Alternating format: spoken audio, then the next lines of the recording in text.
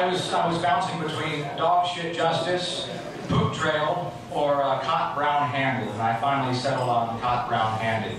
So this is cot brown-handed. Thanks, guys. Quick sip of this. I was excited as I stood outside the south entrance of Memorial Stadium in Urbana-Champaign, the home of Fighting Illini football at the University of Illinois. Nearly 66,000 people surrounded Zucke Field for the season home opener that Saturday morning. The adrenaline felt good. My dream of marching with the Illini drumline was finally playing out. After several unsuccessful auditions, I'd finally earned a spot my senior year playing snare drum. As families filed by in Illini orange and blue, I tried to focus on the task at hand, a clean performance. But I was distracted and slightly concerned the dream could still be shattered at any time. You see, just several months before, I had sat sweating in a police interrogation room, fearing threats of criminal charges directly related to the University of Illinois bans. Eventually, I learned that my perseverance and dogged practice schedule would have been futile had pure luck not capped off a series of strange events sparked by a high school prank 6 years earlier. A cruel, dirty prank I sincerely come to regret. In high school, my buddies and I were normal small-town kids. We loitered outside 7-Eleven, we rode bikes, and we engaged in neighborhood pranks. Our forte was toilet papering. For those of you who aren't familiar with toilet papering, it's the practice of throwing rolls of toilet paper through bushes, trees, gutters, wherever it'll stick. My preference was a single-ply cheap product, my meager Kentucky Fried Chicken wage. My buddy Jack, who delivered pizzas, made great tips, and had the best arm of the group, preferred a thicker, more cushiony product.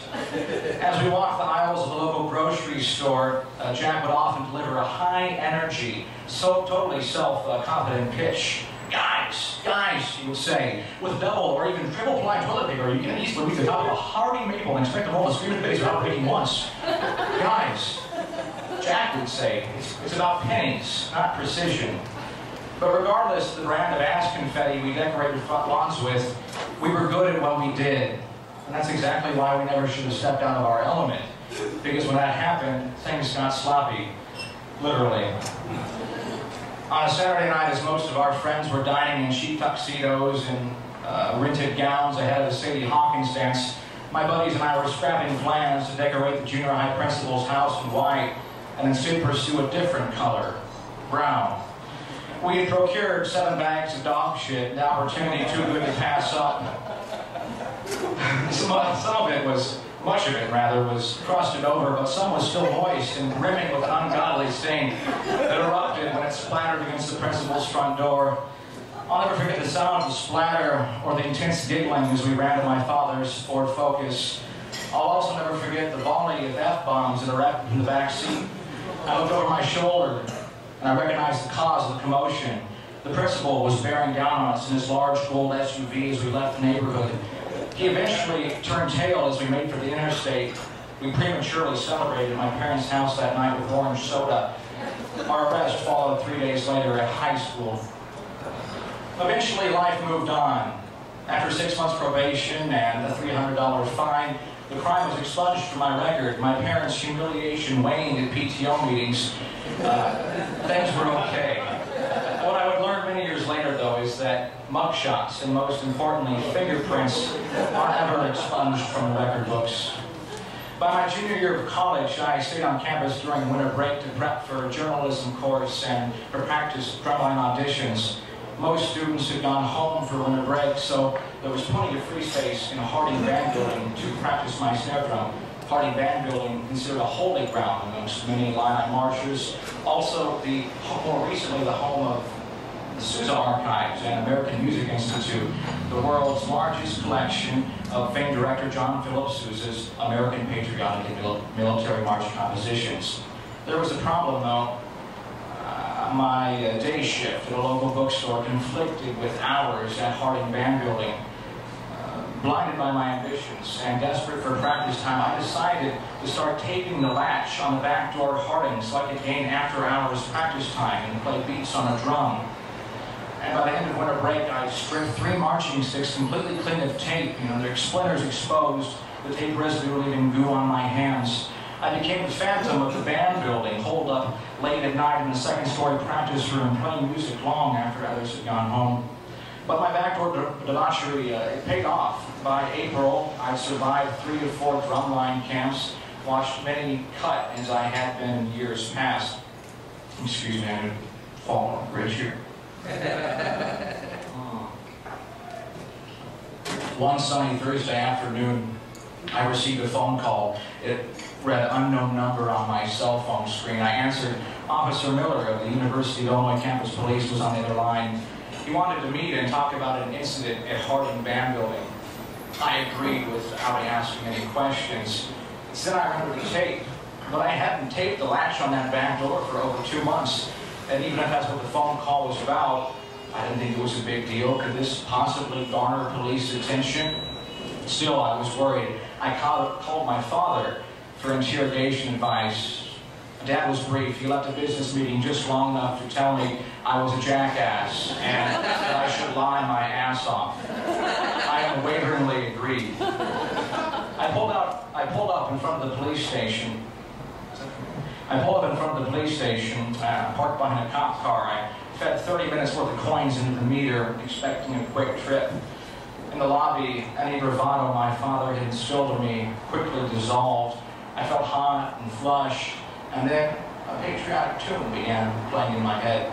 I envisioned John Philip Sousa. He was scratching his beard in front of me, staring at me. Then his gaze shifted to the back door of a random building. The latch was covered in tape. His gaze shifted back to me, and he nodded disapprovingly. It was then I realized the recklessness of my act. Surely many at Harding Band Building would consider jeopardizing security of the building a cardinal sin, especially the curator of the Sousa archives. I was now seriously worried. I frantically pulled my cell phone out of my pocket and began practicing a straight face in the screen's reflection, convinced the police couldn't pin anything on me. I was dead wrong, though. They had concrete evidence tying me to the taping scheme, and as an added bonus, a large robbery that had taken place at Harding Band Building that winter break. Officer Miller, thankfully, was the only one in the interrogation room. No band faculty was present. I read my Miranda rights, and he began to explain the crime. Several laptop computers, a digital camera, and some other electronic devices had been stolen. He turned the heat down a notch when he told me that a witness description of the alleged perp didn't match me since I wasn't 6 feet tall or black.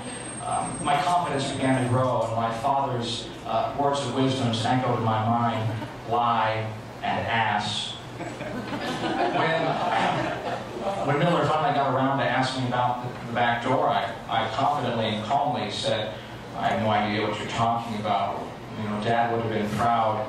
As he pressured me and eventually brought up the white electrical tape, I continued to lie for fear of a snare drum I had not yet earned.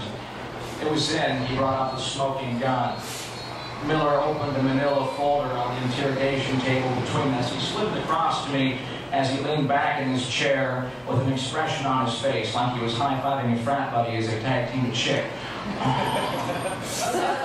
I don't know what shocked me more, Miller's brief escape from professionalism, or the fact that there was a black and white copy of my own fingerprint staring up at me. I couldn't help but grin. I had earned those ink and roll beauties in the least glorious way possible. Dog shit.